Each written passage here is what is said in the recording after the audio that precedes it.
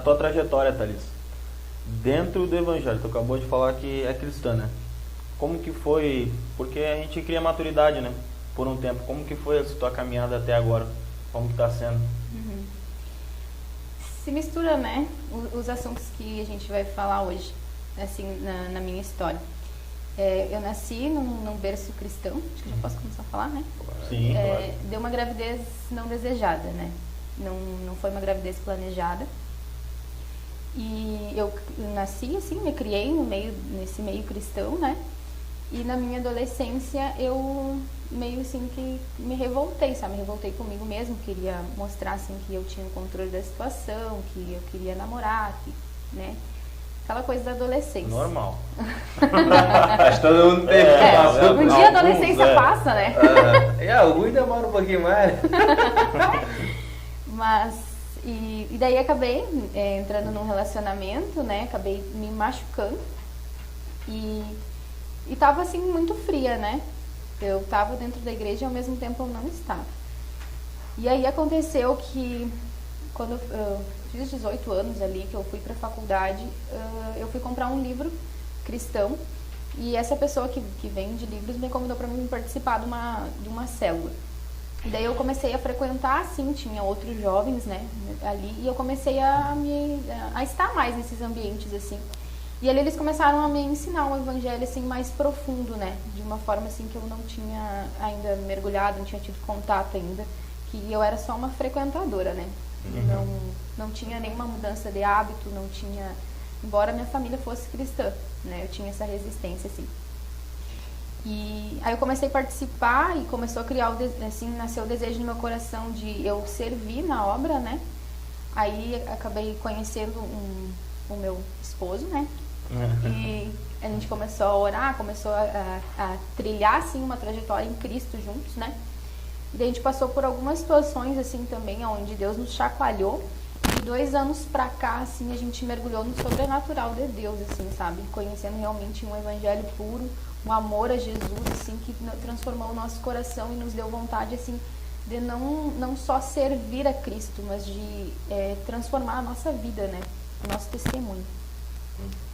Em resumo, assim. E quanto tempo tu ficou nessa fase aí que tu disse assim, tu nasceu na igreja, pá, né? Conheceu a Cristo, vamos dizer assim, sempre ouviu falar da Bíblia, né? E depois dessa fase que tu se revoltou, quanto tempo mais ou menos durou essa fase de transição? Como é que foi, como é que tu passava por isso? Sabendo, conhecendo, vamos dizer assim, aquilo que acreditamos hoje, né? Conhecendo a Bíblia, tu sabia que talvez não deveria estar ali, né? Nos ambientes onde você frequentava, nessa fase onde você esteve fria, né? Quanto tempo que durou esse processo, vamos dizer assim? Foi dos meus 13 aos meus 18 anos.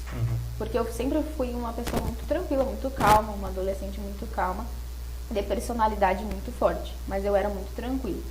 Então eu tinha essa revolta, mas ao mesmo tempo ela não era assim uma loucura, sabe, de ir pra festas e coisas.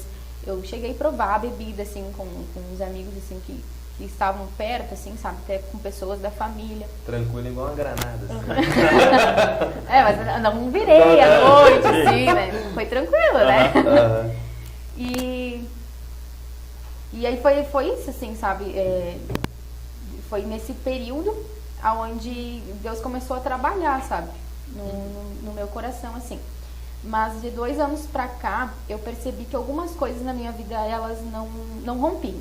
Por exemplo, eu tinha poucos amigos e eu sempre tinha o medo de perdê-los. Eu tinha a sensação de que se alguma outra pessoa se aproximasse, eu ia perder aquele meu melhor amigo. Geralmente eu tinha uma melhor amiga, que era aquela pessoa assim que eu tinha como se fosse, né, mais do que um irmão.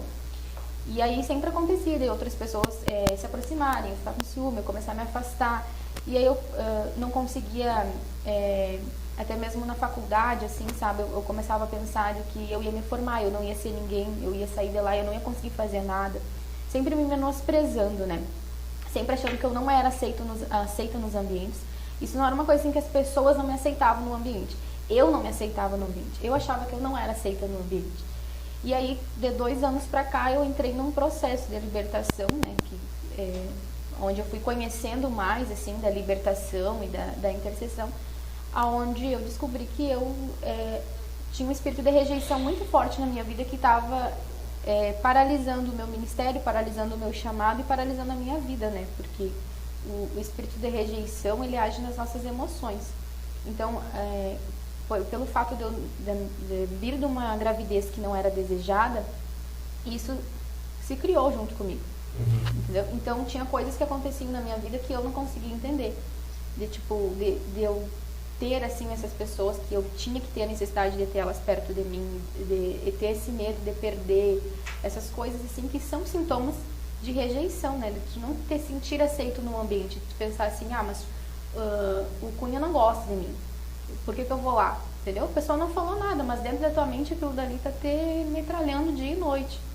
Entendeu? Então, o espírito de rejeição, ele é muito forte e é uma luta, assim, diária para a pessoa que tem, né? E tem pessoas que têm isso muito forte, que, assim, volta e meia, Satanás tenta atacar. Até mesmo cristãos dentro de igrejas sofrem com espíritos de rejeição. Tá, e pra gente entender quando e como tu descobriu e foi feita essa libertação desse espírito de rejeição que tu teve. Na igreja que eu congrego, nós congregamos, claro. Se trabalhado, assim, muito nessa questão da libertação e principalmente na quebra de maldição, né? Que eu não acreditava, né? Mas existem coisas que a gente carrega da nossa família. E né? quando teve esse entendimento aí? Eu tive esse entendimento quando essa pessoa que me vendeu esse livro, né, lá atrás, ela teve esse contato comigo, me convidou para participar da célula, ela estava nessa congregação. Então ela começou a me falar que ele, nessa congregação era trabalhado sobre a quebra de maldição, começou a me explicar assim um pouco o que era e começou a me dizer, amiga, vai lá e faz porque é bom, vai sentar e tu vai conversar. Então eu sentei com a nossa pastora e ali a gente conta fatos da nossa vida e ali foi identificado, né? Isso, então, ali naquela quebra, ela foi rejeitado aquilo dali e ela me ensinou a orar todos os dias, né, rejeitando e renegando aquilo dali para que isso não viesse mais ter atuação na minha vida. E assim, quando você fez essa quebra aí, né, igual tu falou, só para o pessoal ficar atendendo, né, que a gente tem público aqui que acredita, que não acredita, tem público aqui de diversas religiões, até vamos dizer assim, né, a gente não é religioso, sabe? Mas a gente tem a nossa fé firmada no Deus da Bíblia, né, em Jesus. Então, só para o pessoal de casa entender, não é referente a essa quebra que tu falou que faz. Quando tu disse quebra de maldição, como é que foi esse processo? Foi imediato? Foi algo instantâneo que tu fez uma vez ou foi necessário tu ainda ficar por um período? Ficou mais fácil? Ficou mais difícil? Teve que ter acompanhamento ou não teve que ter? Fala pra gente aí como é que foi isso. Na verdade, a quebra de maldição é feita uma vez só. E tu é ensinado a estar em constante vigilância e oração sobre aquilo que foi quebrado na tua vida, né? E o processo da libertação, ele não acontece como um passo de mágica, assim, né? Não acontece do dia pra noite. Ele é um processo, né? E isso eu não conseguia entender. Eu achava assim, a pessoa entrou hoje, né? Alguém orou por ela, aquele demônio tem que ir embora. Mas às vezes aquilo que ela carrega é tão forte que se for retirar tudo de uma vez só, o corpo físico dela não aguenta, né? Então Deus é tão sábio que Ele vai removendo aos poucos, né? E conforme a nossa maturidade, conforme a gente vai crescendo em Cristo, aquilo vai sendo removido, né? E então existem coisas que na hora que você está conversando com essa pessoa que vai ministrar a libertação, você não lembra.